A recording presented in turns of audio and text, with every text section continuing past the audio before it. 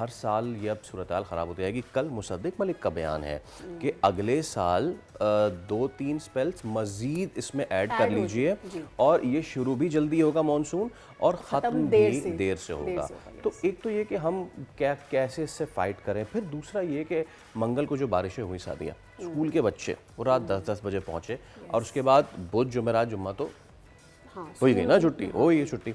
हम ये बहुत अरसे से बात कर रहे हैं कि जब वेदर पैटर्न्स शिफ्ट कर रहे हैं अपने आप को, जून जुलाई की छुट्टियां क्या वहीं पे होनी चाहिए या नहीं होनी चाहिए, एक बहुत बड़ा चैलेंज ये इख्तियार करता जा रहा है। सो द सिचुएशन इज़ कि क्या अब वक्त आ गया कि हम अपने रोज़मर्रा की मामलात, ख़ास तौर पे वेकेशंस एंड ऑल, उसको हम क्या चेंज करें। ये इसलिए ज़रूरी है क्योंकि जून जुलाई की जो तातीलात हैं वो सिर्फ बच्चों की छुट्टियां नहीं होती हैं, वही टूरिज़्म का सॉर्ट ऑफ पीक सीज़न भी हो जाता है ना।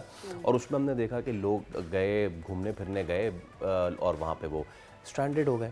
ठीक है, तो इसी पे ज़रा हम बात कर और एक लेते और हैं। भी शिफ्ट है, एक और भी शिफ्ट है फैसल, गर्मियाँ भी शिफ्ट हो गई हैं। यानी हाँ हाँ। कराची में जब हम बात करते हैं या पूरे मुल्क में अगर हम बात करते हैं, तो गर्मी अब अगस्त के बाद दोबारा आती है, जब मॉनसून ख़त्म हो जाता है पाकिस्तान में।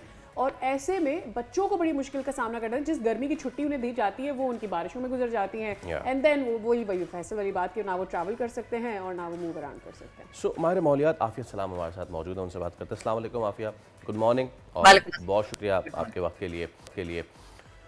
तो जनाब, मैं पहला सवाल मेरा आपसे ये है कि कल मुसद्दिक मलिक साहब ने ख़तरे की घंटी बजाई। उन्होंने ये कह दिया कि अगले साल जो होने जा रहा है वो इस साल से भी ज़्यादा ख़तरनाक है। बाय द वे, इस साल अभी ख़तरा टला नहीं है, तो हम अभी से हम क्या कर रहे हैं, इस बार हमने क्या कर लिया, अगले साल हम क्या ही करने जा रहे हैं। लेकिन हम ना आफिया, ये तो मुझे अंदाज़ा हो गया, हो सकता है आप मुझसे इस पर डिसएग्री करें, हम फाइट नहीं कर रहे, हम सिर्फ कोशिश कर रहे हैं किसी तरीके से अडेप्ट कर लें। So one sector to adapt is the tourism and the बच्चों की छुट्टियां एंड ऑल। क्या वो वक्त आ गया है कि अब हम सोचना शुरू कर दें कि जी अब ये तातीलात हैं, इनको आगे पीछे ले जाएं, या अभी भी हम सुकून से ख्वाब खरगोश के मज़े लूटते रहें? अच्छा, ख्वाब खरगोश तो एक स्टेट ऑफ नेशनल एपैथी है। अब आप देखिएगा 2-4 महीने में जब ये सेटल हो जाएँगे मामलात मौसम के, तो फिर कितने लोग इस पे बात करेंगे, including my friends in the media. ठीक है, दूसरी बात आपकी ये बिल्कुल सही है, मुसद्दिक मलिक साहब ने जो कहा वो मतलब अभी से वो एक उमूमी एक बात कर रहे हैं कि जी अब आपके जो तब्दीली मौसम की नज़र आ रही है, जो पैटर्न का शिफ्ट है, जो मानसून आपका नॉर्थ और वेस्ट की तरफ चला गया है, तो आप एक्सपेक्ट करें कि इसी तरह से अगले साल भी होगा। वरना एक्चुअल प्रेडिक्शन जो है वो आपको अप्रैल ऑनवर्ड मेट ऑफिस जो है साउथ एशियन में जो मानसून फोरकास्टिंग का है वो भेजता है, तो उससे आपको ज़्यादा वाज़ेह होते हैं कि क्या होगा इस साल।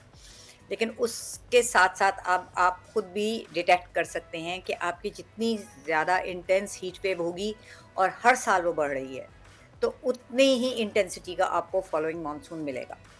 तो ये तो कुछ ज्योग्राफियाई हकीकतें हैं जिनको हमें ज़हन में रखने की ज़रूरत है, आम लोगों की तवज्जो उस पे नहीं जाती, लेकिन प्लानर्स की जानी चाहिए।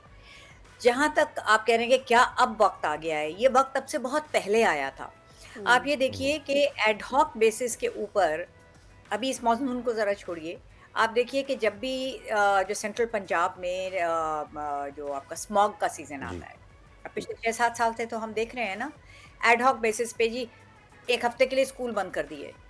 क्या उस 1 हफ्ते में आपने वो तमाम वजूहात पे काबू पा लिया जिसकी वजह से स्मॉग हो रही है? नहीं ना।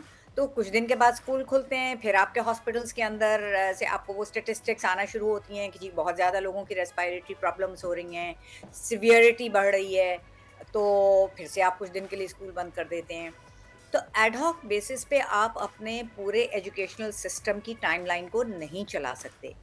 इसी तरीके से हमारे यहाँ जो हीट इंडेक्स है वो बढ़ता चला जा रहा है और हम बहुत पीछे अगर ना भी जाएँ, तो आप 2015 से भी अगर इसको लीजिए जब कराची ने एक इंटेंस हीट वेव एक्सपीरियंस की थी जिसकी वजह से बहुत सी अमवात हुई थी और वो अमवात हमें सिर्फ़ उनका पता चला था जो हॉस्पिटल्स में या मॉर्चुरीज़ में बॉडीज़ आईं, वरना जिनके लोग मर गए उन्होंने दफना दिया और फातिहा पढ़ ली।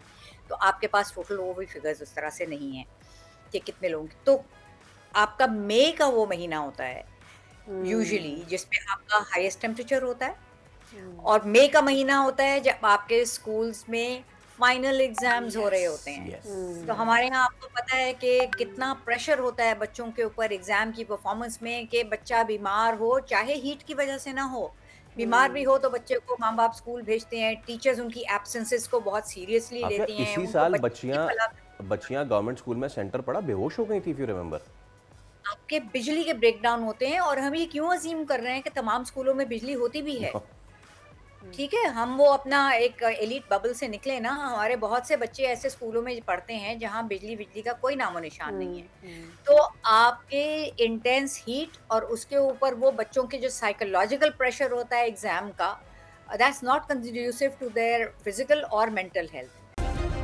सब्सक्राइब करें और बेल दबाएं ताकि कोई खबर रह न जाए।